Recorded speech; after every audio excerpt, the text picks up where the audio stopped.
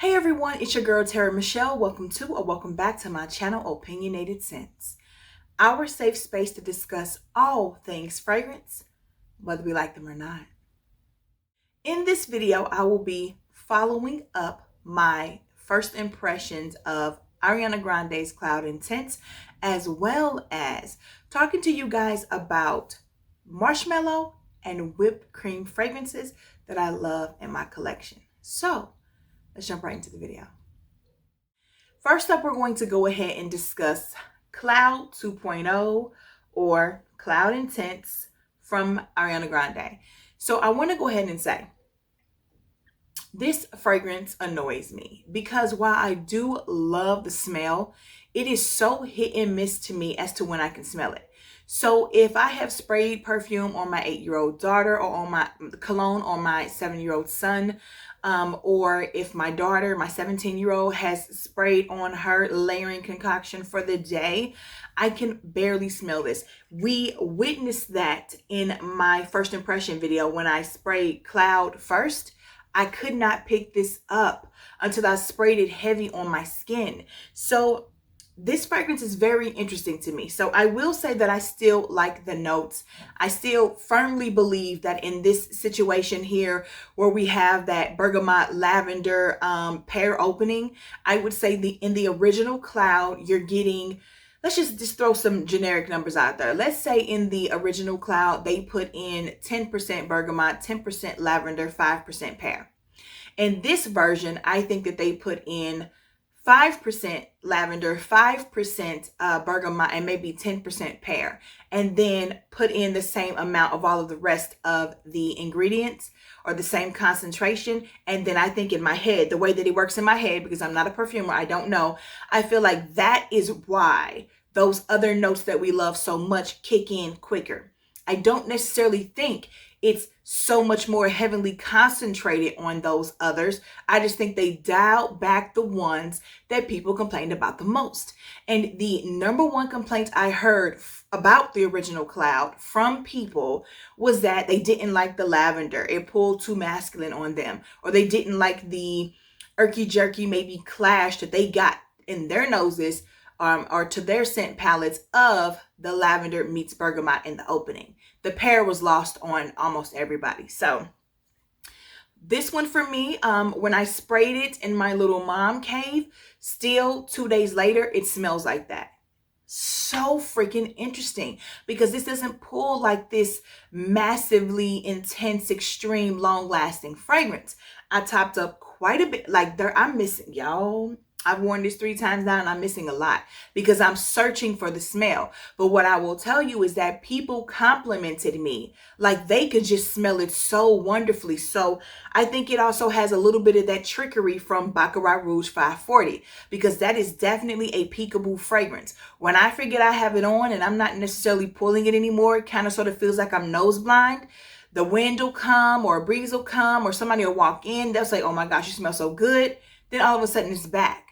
Super weird, magical craziness, but I'm here for it. So for those who are waiting on my follow-up to purchase this, here is what I will say. I love the smell of this. Man, baby, I love the smell of this. But if you already own Cloud, I don't think it's necessary for you to run out and get this right now. Finish up your Cloud, then pick this one up. If you're a collector, go right ahead. You were going to do it anyway because you're a collector. But this isn't just, I'm automatically going to run out. I need to have both. That's not it. You don't need to have both, in my opinion. I think that moving forward, once I'm done with my Cloud, I will probably only keep this one in my collection because, again, it gets me to the notes that I love the most about this fragrance quicker. And yeah, that's about all I got on this one. That's my follow-up for Ariana Grande's Cloud 2.0 Intense. Let's discuss the note of marshmallow. Surprisingly, I only have 3 fragrances in my collection that have the note of marshmallow. This first one is so dreamy. Now, I've talked about it because of the almond note. I've also talked about it because of the packaging. I am obsessed. And I've also talked about this fragrance because it is one that I find I only wear in the house. I only wear it at home. So some of you may be able to guess. I'm talking about none other than Pepe Jeans For Her, the martini glass. So there's not much to say about this if you've been watching my videos. Like I said, this one has appeared twice, at least twice recently, not to mention when I originally hauled it in the first place. This is a very cozy, warm, Netflix and chill, very just pretty fragrance that I really, really enjoy. And the marshmallow in this isn't the sticky, icky marshmallow you're thinking of when you're making s'mores or something like that. It's just a beautiful sweetness that pairs very well with the almond. This next fragrance utilizes the notes of marshmallow so brilliantly, in my opinion, because you have rather loud notes in this fragrance. You have a very loud raspberry note, lily of the valley, rose, and musk, amongst other things. So when you blend those together and you keep them up there in concentration so that we're picking them up, like you're not missing these notes in this fragrance. You need a sweetness that will not try to overtake them and that won't necessarily make them blend together in some concoction where you can't really get them individually. Like I like the individuality of the notes in this fragrance. This is Ari from Ariana Grande. This is a beautiful fragrance. The sweetness that the marshmallow adds is just stunning to me. And because you have those otherwise grown-up notes like rose and lily of the valley and musk, this, even with the addition of marshmallow, this isn't one that you can just write off like Sweet Like Candy.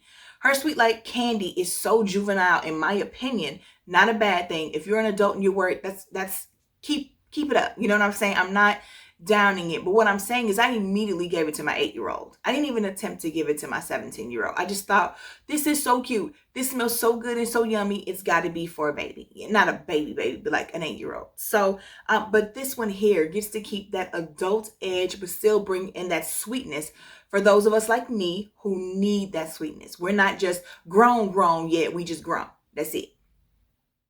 Next up, we're going to talk about a really pretty fragrance that unfortunately has been discontinued, so it's really hard to find.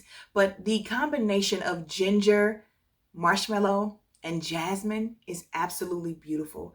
I do believe there's also green tea in here, some vanilla, some benzoin, some hedion, and maybe some other things, but those are the ones I definitely remember. Those are the ones you can smell the most in here.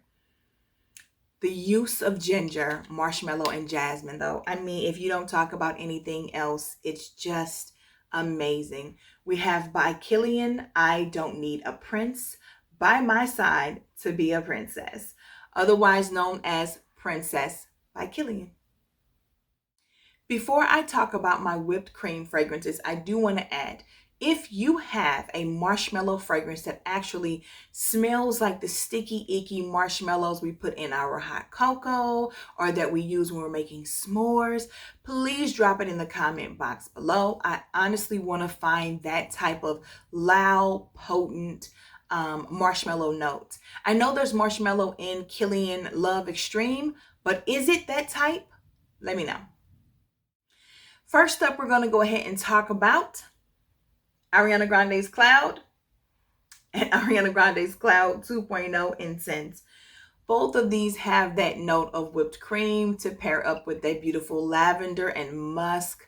The sweetness in these is just beautiful. It is a perfect amount.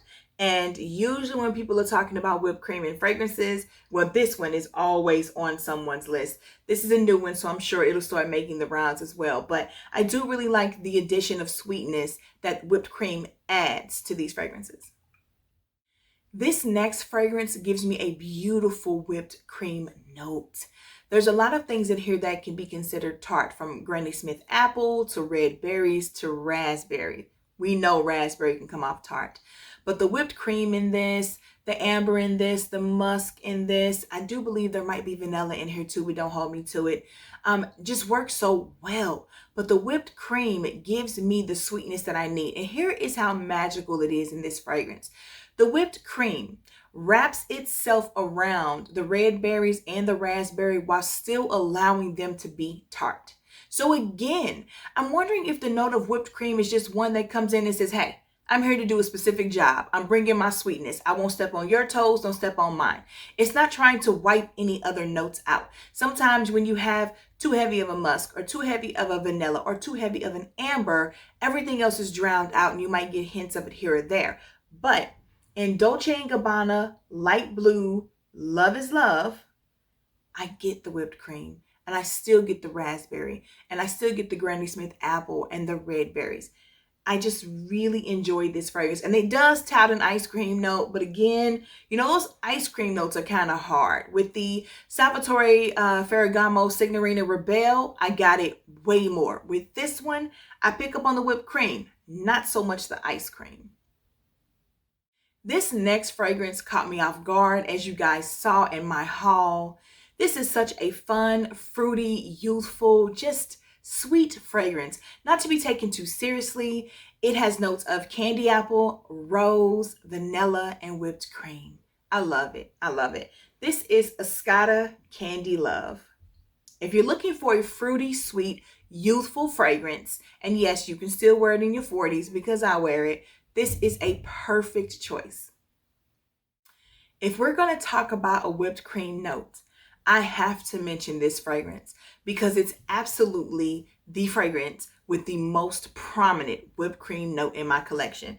This is from Pacifique and it is called Vanille Coco. It opens up with the whipped cream right there in the top. I mean, everything else in it is beautiful and amazing too, but the whipped cream is just like, be still my heart. This is all I'm looking for. This is all I need when we're talking about this note.